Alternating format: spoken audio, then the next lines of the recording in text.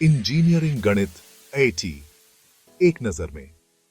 नमस्कार दोस्तों, आज हम बात करेंगे इंजीनियरिंग गणित 3 की। डर गए नाम सुनकर? अरे डरने की क्या बात है, ये तो आपके इंजीनियरिंग के सपनों को उड़ान देने वाला विषय है। इंजीनियरिंग मैथमेटिक्स 3 में हम सीखेंगे फ्लूइड डायनामिक्स, थर्मोडायनामिक्स और सर्किट एनालिसिस। ये तीनों विषय इंजीनियरिंग की नींव है और इनके बिना तो इंजीनियरिंग की कल्पना भी नहीं की जा सकती। चिंता मत करो, हम इसे बहुत ही आसान भाषा में समझेंगे। रोजमर्रा के उदाहरणों से इन विषयों को समझेंगे ताकि आपको ये विषय बोरिंग न लगे बल्कि मजेदार लगे। तो चलिए शुरू करते हैं इंजीनियरिंग मैथमेटिक्स 3 के वाली के इस सफर पर। फ्लूइड डायनामिक्स, पानी का सफर। पानी का सफर एक अद्भुत यात्रा है जो हमें यह समझने में मदद करता है कि पानी कैसे बहता है और कैसे काम करता है। पानी, हवा, तेल, ये सब क्या है? ये सब फ्लूइड हैं। ये तरल पदार्थ हमारे जीवन का अभिन्न हिस्सा हैं और हर जगह पाए जाते हैं।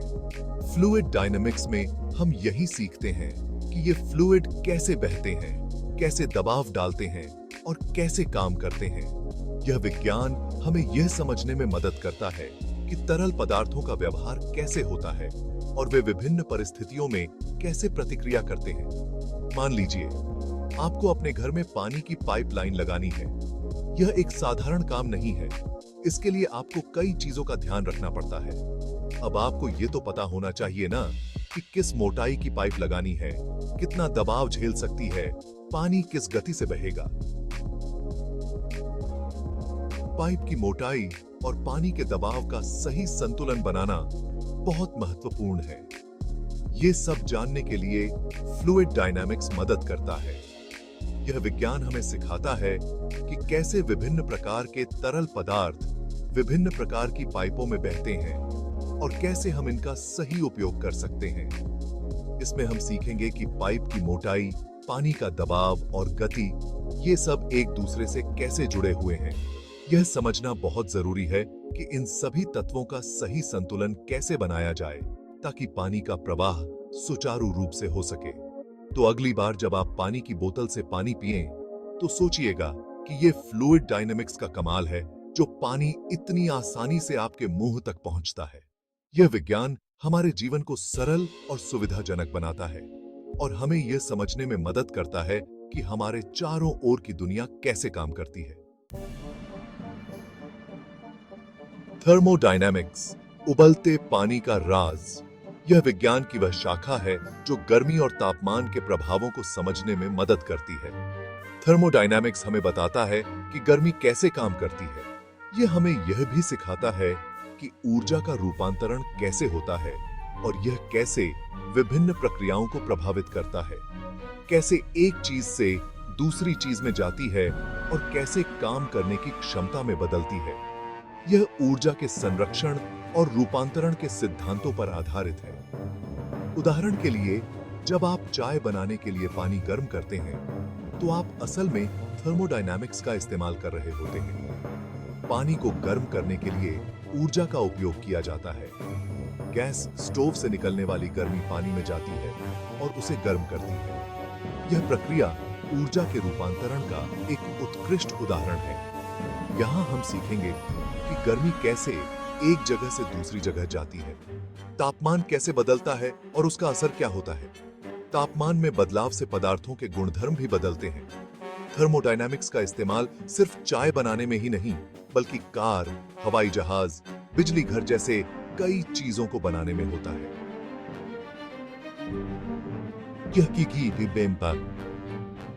यह विज्ञान और इंजीनियरिंग के कई क्षेत्रों में महत्वपूर्ण भूमिका निभाता है। इसके अलावा थर्मोडायनामिक्स का उपयोग नवीकरणीय ऊर्जा स्रोतों जैसे सौर ऊर्जा, भूतापीय ऊर्जा और पवन ऊर्जा में भी किया जाता है। यह हमें ऊर्जा के अधिक कुशल और पर्यावरण के अनुकूल उपयोग के तरीकों को समझने में मदद करता है।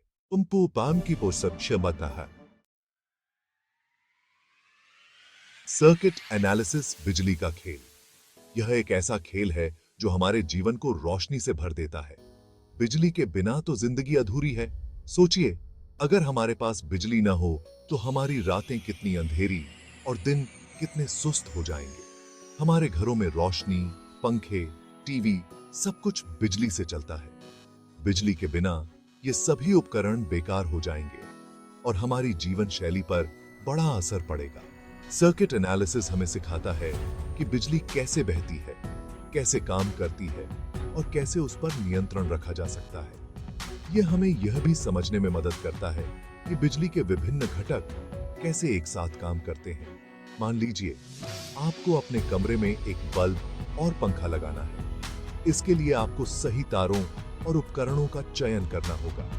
अब आपको ये तो पता होना चाहिए ना कि किस तार से बिजली लाएं, कौन सा स्विच लगाएं, कितनी बिजली की जरूरत होगी। यह सब जानकारी होना बहुत जरूरी है ताकि आप सुरक्षित और प्रभावी तरीके से काम कर सकें। ये सब जानने के लिए सर्किट एनालिसिस मदद करता है।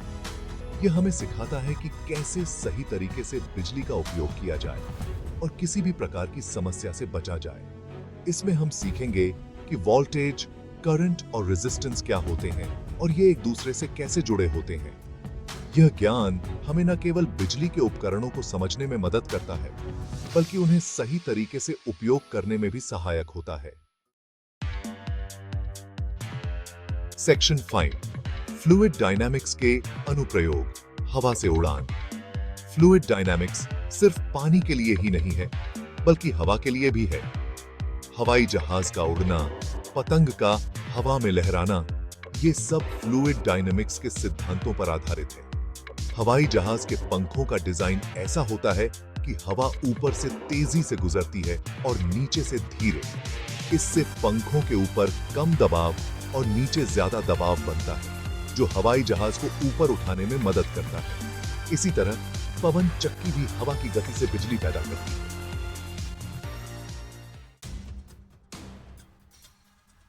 सेक्शन 6, थर्मोडायनामिक्स के अनुप्रयोग, इंजन का कमाल।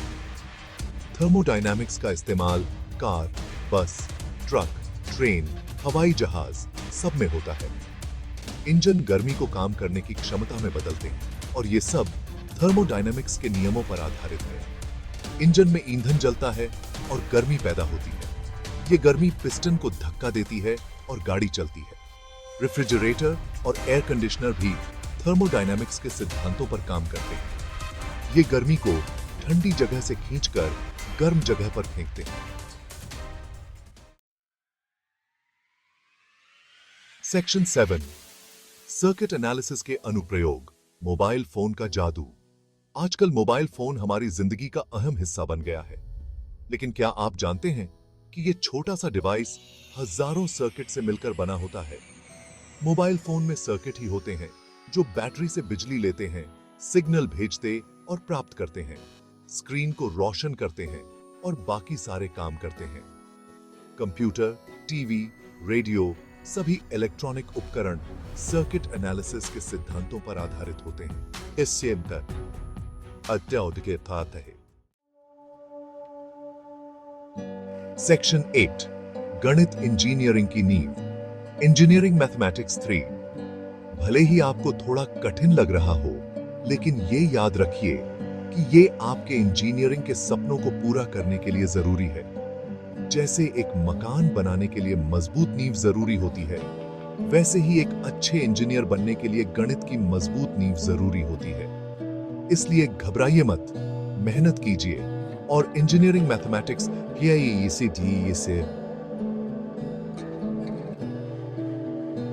के इस सफर का आनंद लीजिए। सेक्शन 9, आगे की पढ़ाई के लिए।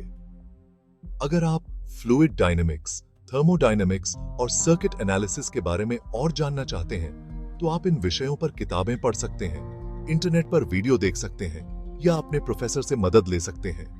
इन विषयों पर बहुत सारे रिसोर्सेज उपलब्ध हैं। आपको बस उन्हें ढूंढना है और सीखने की ललक रखनी है। सेक्शन 10, निष्कर्ष इंजीनियरिंग गणित 3 का महत्व।